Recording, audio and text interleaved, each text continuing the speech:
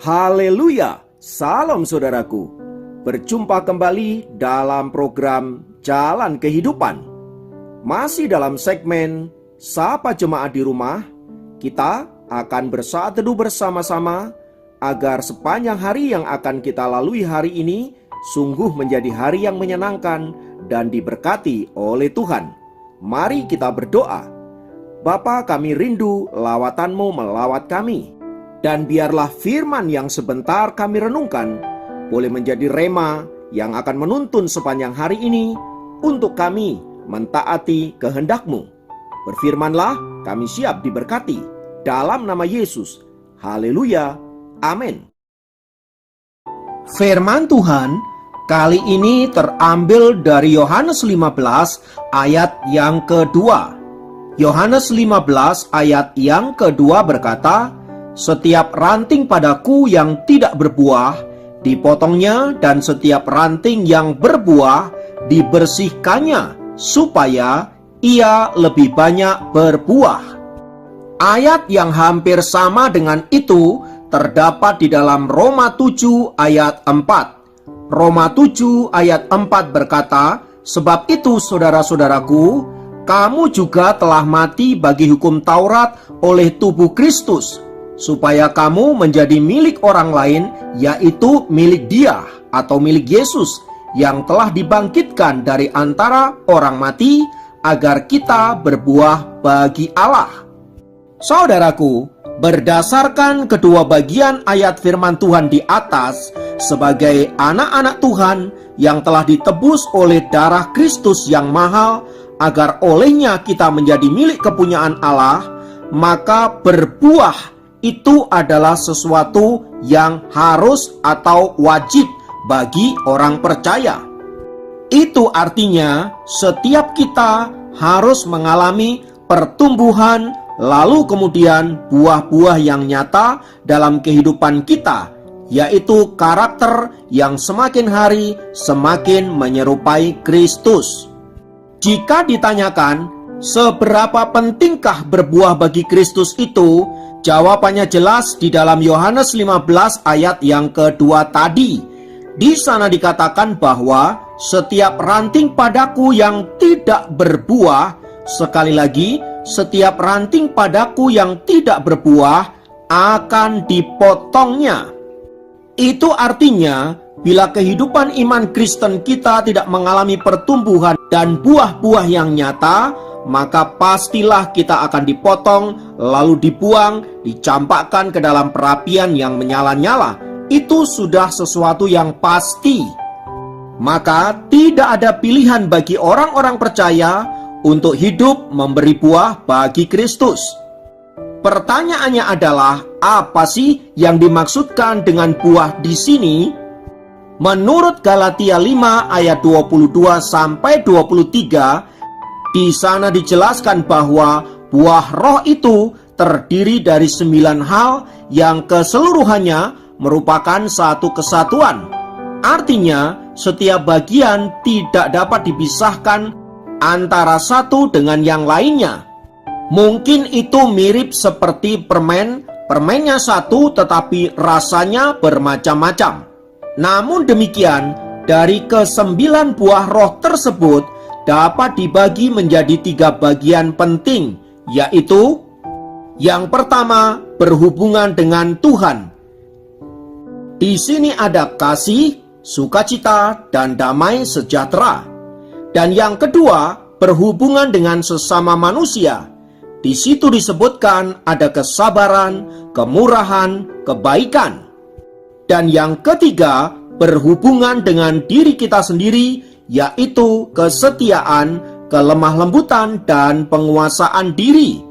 Nah, kita akan mencoba mengupas poin to poin berkaitan dengan buah roh tersebut, supaya kita dapat memahami makna yang sesungguhnya. Poin pertama adalah kasih. Kata kasih yang digunakan di situ adalah agape. Nah, kasih agape adalah kasih yang tanpa tuntutan apapun. Bahasa simpelnya, kita harus tetap mengasihi meskipun kita disakiti, meskipun kita dikhianati, meskipun kita dijahati, meskipun, dan meskipun. Itulah kasih yang dimaksudkan di atas.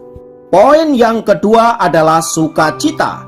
Kata sukacita di situ digunakan kata kara.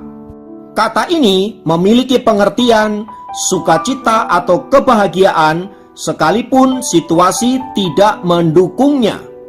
Kata kara ini ada begitu banyak di dalam Perjanjian Baru, tetapi intinya ingin menekankan bersukacitalah sekalipun keadaannya penuh dengan penderitaan, kesakitan, kesulitan, sakit penyakit, dan lain sebagainya.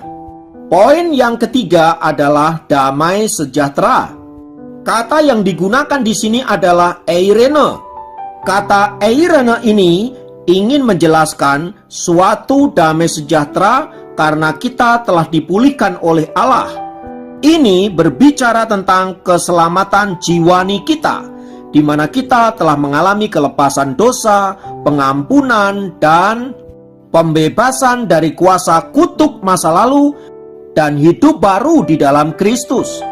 Jadi, damai sejahteranya orang percaya itu bukan karena kita punya duit, bukan karena kita bisa rekreasi, jalan-jalan, dan lain sebagainya. Tapi damai sejahtera karena kita telah diampuni oleh Tuhan, karena kita telah diselamatkan oleh Tuhan. Poin yang keempat adalah kesabaran.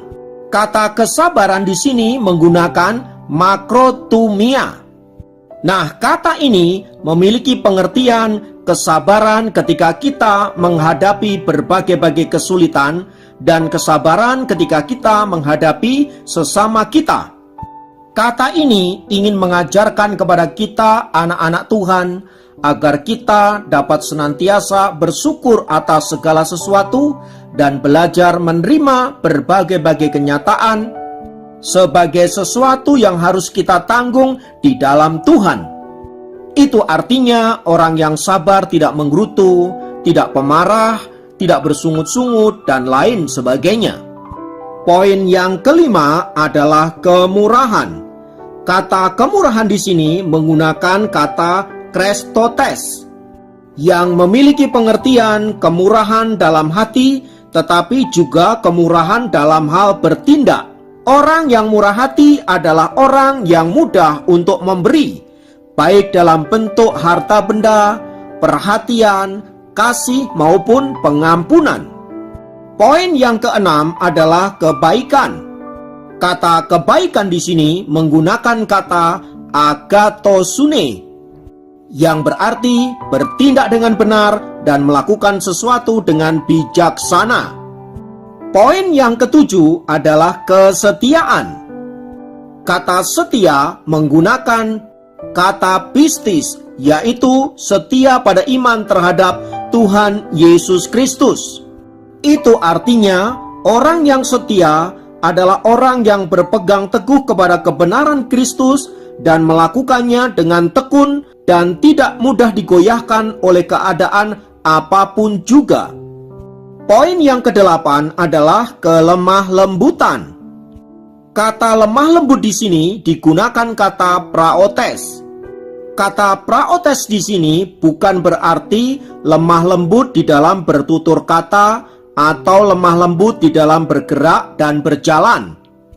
Kata praotes adalah kelemah lembutan di dalam batin seseorang, sekalipun tampak luarnya mungkin dia adalah orang yang tegas, orang yang tidak kompromi, dan cenderung kaku. Namun demikian, orang yang dipenuhi dengan kelemah lembutan adalah orang yang hatinya mudah tersentuh, kasihnya mudah dinyatakan, dan ia akan dengan cepat bertindak apabila melihat hal-hal yang tidak benar. Dan poin yang kesembilan adalah penguasaan diri. Kata ini digunakan kata enkrateia, yaitu penguasaan diri atas pikiran, perkataan, dan tindakan. Itu artinya orang yang menguasai diri adalah orang yang mampu mengendalikan hatinya. Sebab, baik pikiran, perkataan, atau perbuatan, Semua sumbernya adalah hati. Matius 5 ayat 18 berkata, tetapi apa yang keluar dari mulut berasal dari hati, dan itulah yang menajiskan orang. Demikian juga Matius 15 ayat 19 berkata, karena dari hati timbul segala pikiran jahat, pembunuhan, perzinahan, percabulan, pencurian, sumpah palsu, dan hujat. Itu artinya kalau hatinya kotor, outputnya pastilah kotor. Nah, dari penjelasan tersebut di atas, saudaraku, menjadi pertanyaan adalah, apakah kita sudah memiliki buah Roh Kudus itu? Mari kita cek and recheck hidup kita sendiri. Dan bila ternyata kita masih belum sampai kepada tahap yang dikehendaki oleh Allah, mari dengan rendah hati kita minta bimbingan Tuhan, dengan rendah hati kita minta pertolongan Tuhan, agar buah Roh Kudus itu boleh nyata dalam kehidupan kita. Oleh sebab itu, saya mengajak kita masuk dalam doa kita mohon belas kasihan Tuhan, mari kita berdoa. Tuhan, kiranya firman-Mu menolong kami untuk kami senantiasa hidup di dalam kehendak-Mu dan memberikan buah-buah yang nyata bagi-Mu. Roh Kudus, bantulah kami agar kami senantiasa hidup sesuai dengan kehendak-Mu, sesuai dengan tuntunan-Mu, sampai seluruh rencana Allah digenapi di dalam dan melalui hidup kami. Terpujilah nama Tuhan kekal selama-lamanya. Dalam nama Yesus kami berdoa. Haleluya. Roh-Mu yang hidup penuhiku, mengalir dalamku.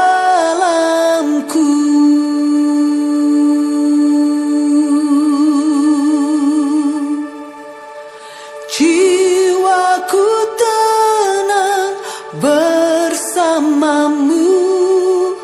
dalam naungan-Mu.